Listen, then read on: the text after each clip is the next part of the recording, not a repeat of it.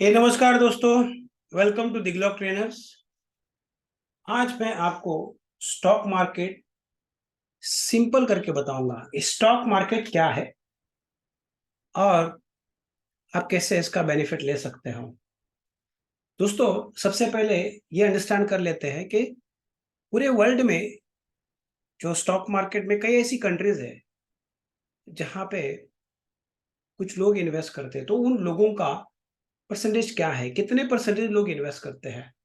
तो एग्जांपल के तौर पे मैं आपको बताना चाहूंगा दोस्तों, यूनाइटेड स्टेट्स में 55%, ऑस्ट्रेलिया में 40%, यूके में 33%, जापान में 30% और इंडिया में केवल 4% लोग जो है स्टॉक मार्केट में इन्वेस्टमेंट्स करते हैं।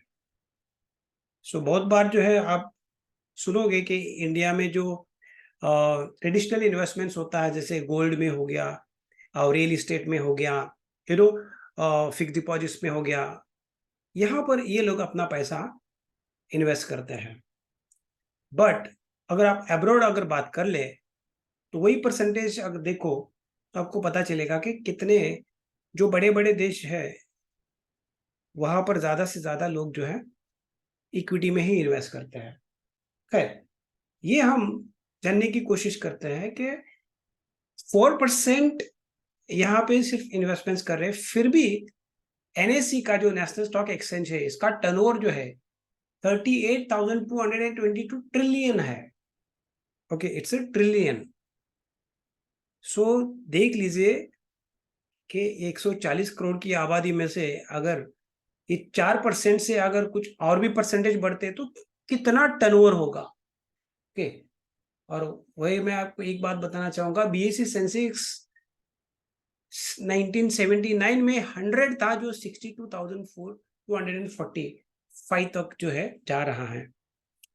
बात यह है दोस्तों कि कई सारे लोग जो है इन्वेस्टमेंट्स करने आ रहे हैं। ठीक है, मार्केट में बहुत सारे लोग जो है, ये स्टॉक मार्केट कहते हैं ना कि एक बड़ा और गहरा कुआं है।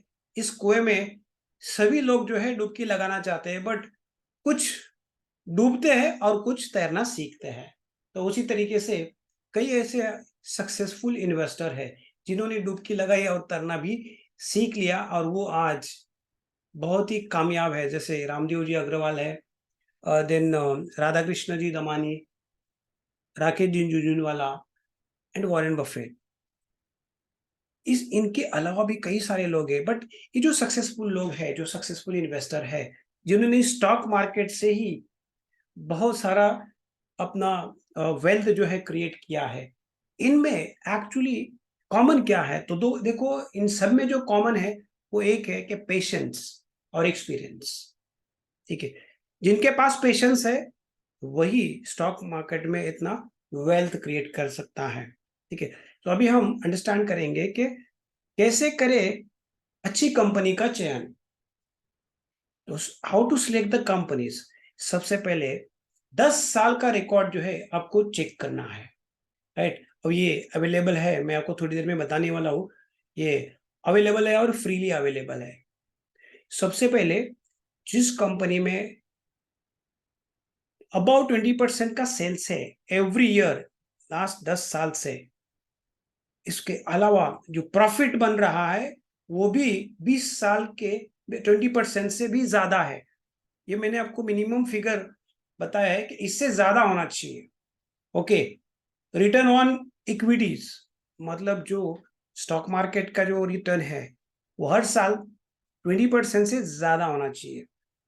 और उसी के साथ में रिटर्न ऑन कैपिटल एम्प्लॉयड, जिन्होंने एक कंपनी फॉर्म की है, जिनका ये कंपनी है, जो इन्वेस्टमेंट्स उन्होंने किया है, उनको 20% से भी ज्यादा हर साल अगर मुनाफा हो रहा है, प्रॉफिट हो रहा है, तो उस कंपनी का हाल जो है बहुत ही अच्छा है, ऐसा माना जाता है।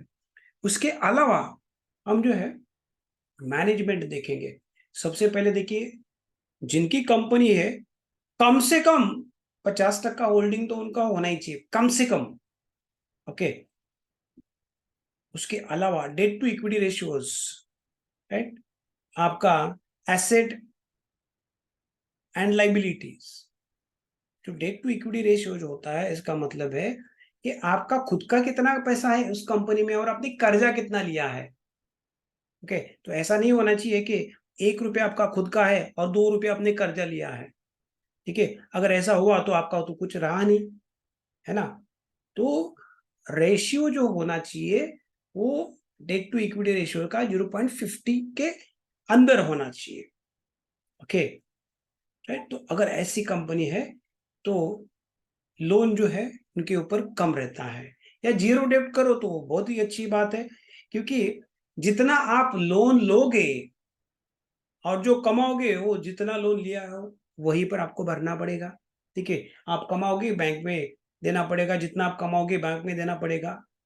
तो हाथ में क्या बचेगा? कुछ नहीं। फिर अगर हाथ में नहीं बचेगा तो इन्वेस्टर को, जो आप इन्वेस्ट करोगे, आपको क्या मिलने वाला है?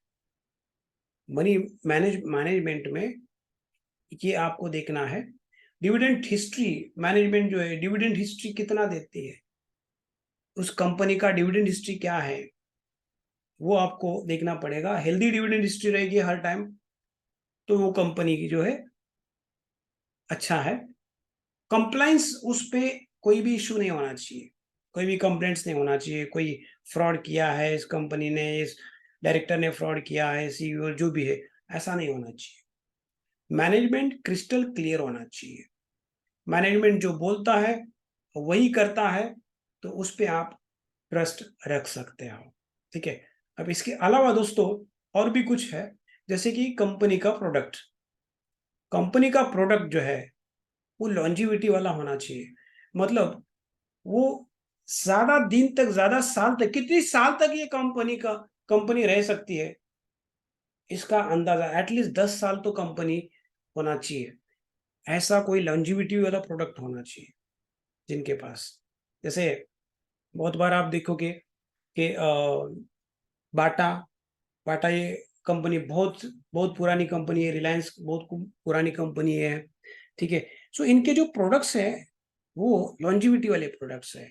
आयशर मोटर जो है, इनके प्रोडक्ट जो है लॉन्जिविटी वाले प्रोडक्ट्स है, जो गाड़ी चलाना कोई बंद नहीं करने वाला है। ठीक है, तो अपग्रेड होते होते गाड़ी तो आएगी आएगी। ठीक है, पेज इंडस्ट्रीज की अगर बात करें तो पेज इंडस्ट्रीज में अंडर गारमेंट है या गारमेंट है, वो तो पहनना ही पड़ेगा ना आगे जाकर भी। ठीक है, सो लॉन्जिविटी होना जरूरी है। कौन सा सेक्टर में वो कंपनी काम करती है। ठीक है, बहुत ऐसे कुछ सेक्टर्स होते हैं जिसमें कुछ लिमिटेशंस होते हैं, राइट। कुछ ऐसे सेक्टर है अभी भी ग्रोथ नहीं कर रहे हैं, जैसे पावर सेक्टर है। ठीक है, जैसे एविएशन है, अभी भी उतना ग्रोथ नहीं है। कई सारे एयरलाइन जो है वो घाटे में चल रही है। तो सेक्टर भी आपको चूज करना है। और सबसे बात ये है कि मार्केट शेयर जो है उस कंपनी का कितना है। अब जैसे Pidilite industries market share more than 60% है। इवन आइशर मोटर का 2021 में टू व्हीलर सेगमेंट में 90% का मार्केट शेयर था।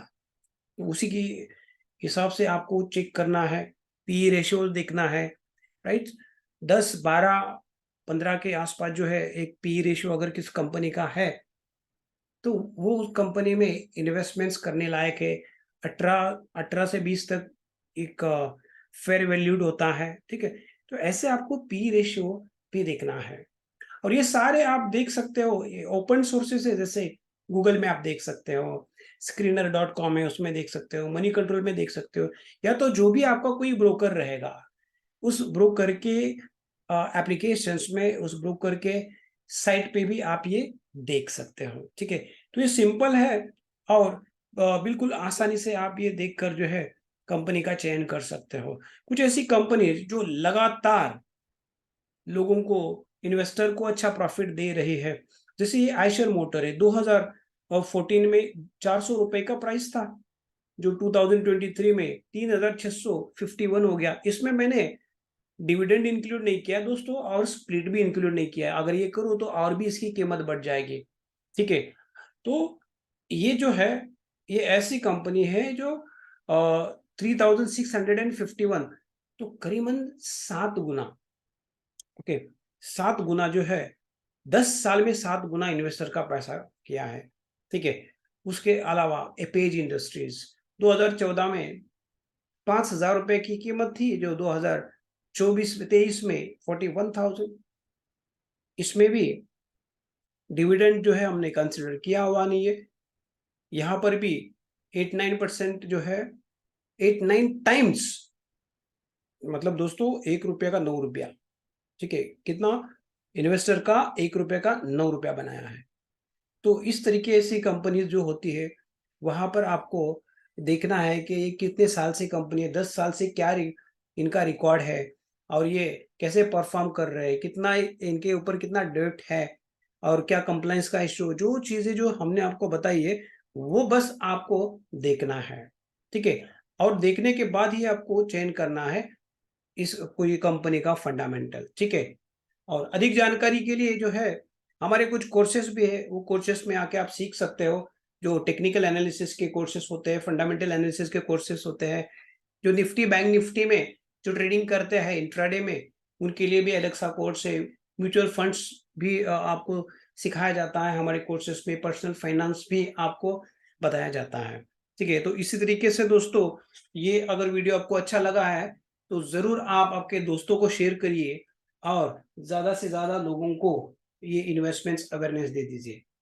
वीडियो एंड तक देखने के लिए बहुत बहुत धन्यवाद। Thank you so much.